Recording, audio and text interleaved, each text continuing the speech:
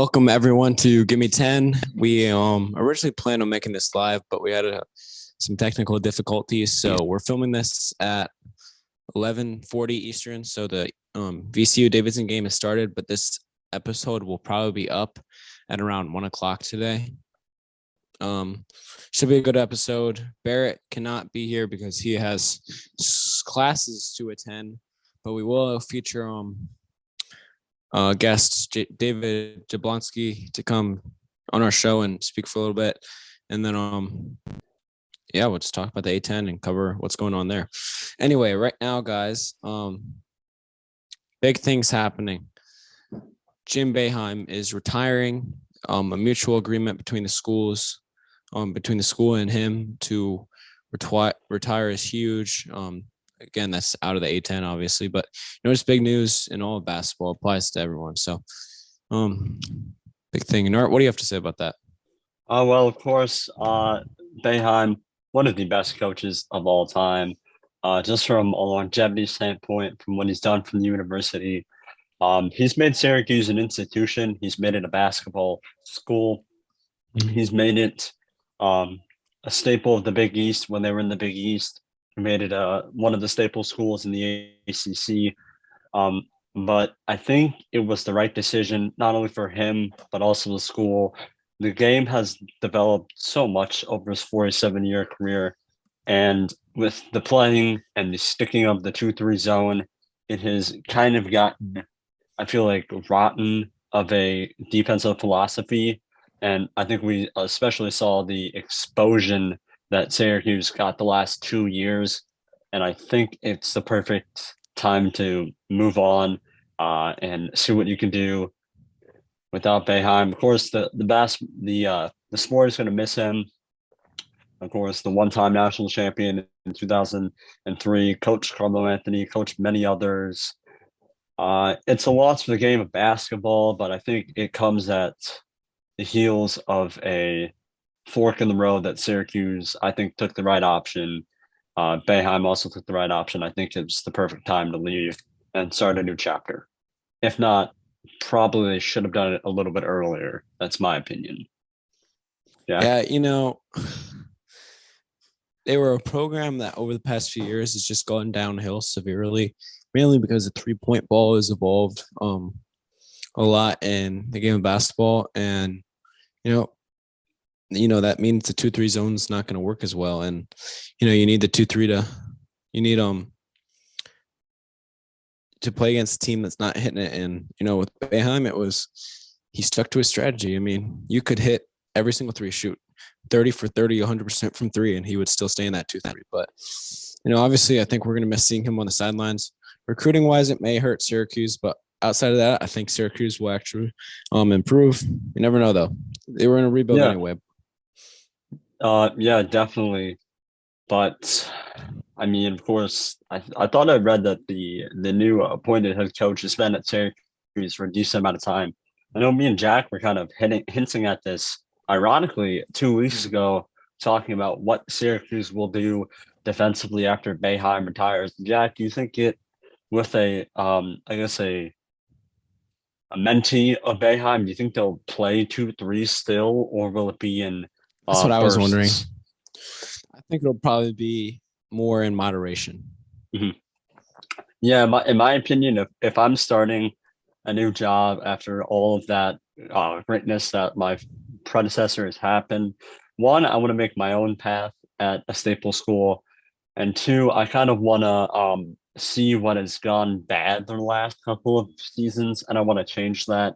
And I think it would not be the smartest choice to stick in the 2-3 zone because I'm not discrediting the coach's ability, but no one there's very few coaches that can coach the 2-3 zone like Boeheim. And I think it would be a disservice to the new Syracuse coach to kind of piggyback off of Boeheim.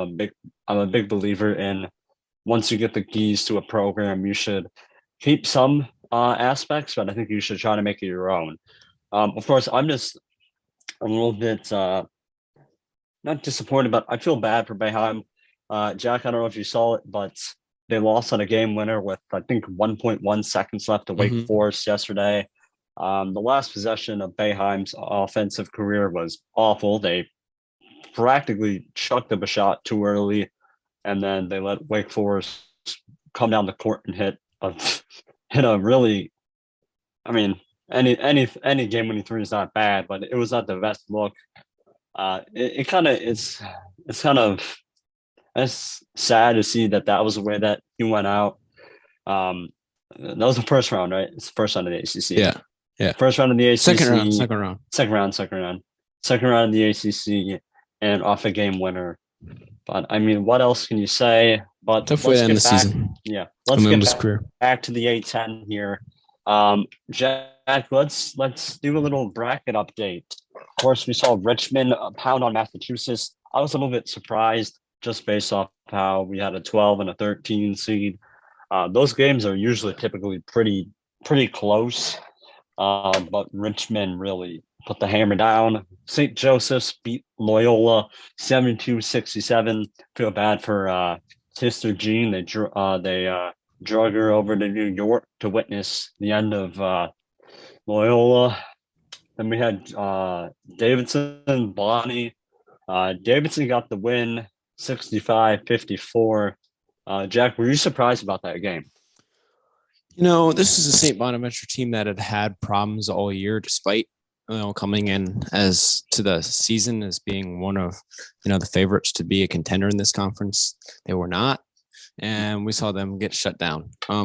Overall, I think this conference is really up in the air. I mean, Dayton's got an easy path, but I'm really excited to watch some good A10 basketball. This is always a fun conference to cover.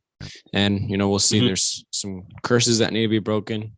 Dayton has a chance to break their curse of losing to St. Joe's constantly in the A10 tournament today at 5. One game that I'm really excited to watch is George Mason versus St. Louis. Two teams that have been iffy this season, but, a much improved George Mason team that I think could really pose a threat. Dayton's very lucky they didn't have to play George Mason in their side of the bracket. But with that being said, guys, you can go. Sorry. Just finish off real quick. Oh, I was saying I'm looking forward to that St. Joseph's game, of course, what Jack said, but also St. Joseph's has made a little bit of a run so far in the season in this tournament. They beat the 7th seed George Washington. We'll talk more about the automatic bids a little bit later on in the show too. Correct, Jack? Yeah, and then we also saw one real quick. We saw a big upset from Duquesne where LaSalle upset Duquesne. Anyway, with that being said, we're going to head to a break. After the break, though, we'll feature a guest, David Jablonski, like I said earlier, from the Dayton Daily News. He's at the tournament. He will come talk for a little bit. And we'll talk more about the tournament after that. Thank you for tuning in. We'll be back after the break. Hey, guys. We're back here at Gimme 10 with our guest from the Dayton Daily News, David Jablonski. Thank you for joining. Me and Art will each ask a few questions. He's currently at the game, by the way. What's the atmosphere like in Barclays Center right now? Well, these early round games, you're not going to have a big crowd because fans come to see their own team, and that means a lot of empty seats. But it's still a lot of fun, especially this week with so much on the line. All these teams playing for an NCAA tournament berth, and it's really wide open. I mean, entering the tournament, I thought maybe 6 to 8 teams could win it. And we saw some surprises yesterday with LaSalle and St. Joseph's, some lower seeds winning. So, all the top seeds are going to have some tough games today. Misha? Yeah, you can ask. All right. Out of the teams left, who do you think will win? Who do I think will win? I mean, VCU's the favorite. They're top seed. They've been playing the best for a long time. Everybody's got some some bad losses, but VCU has fewer bad losses and more good wins. I mean, Dayton beat VCU. They beat St. Louis. They also lost to both those teams. So, I would still pick VCU. They've got a great history in this tournament, although they've only won it once. Dayton is certainly due, and that would be a huge story for the Dayton fans. But if I had to pick anybody, it'd be VCU. All right. Okay. We just ask one more. As a Dayton writer and a Dayton fan, and their history. Get pretty loud. Yeah. Okay, I have to repeat that question. Okay.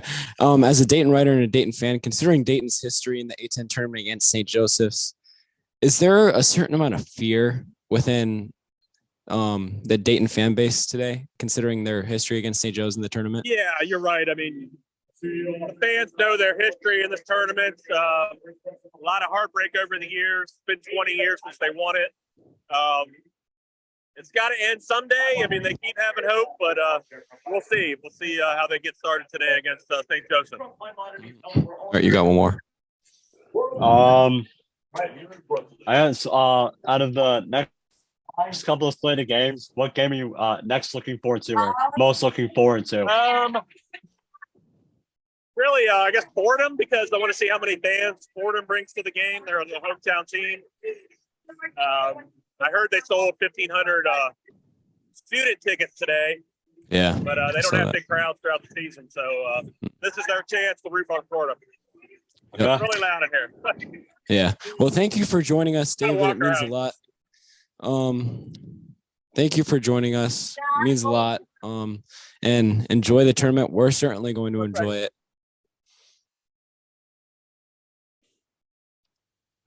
A little bit too loud in here. Yeah, I feel Here you go. Yeah. I just want to say thank you for joining us today. Means a lot, and enjoy the tournament. We know we are. It's always fun. The A10 tournament, it's March Madness. Thanks you for having me. Good luck. Yep. Thank you. Thank you. Thank you.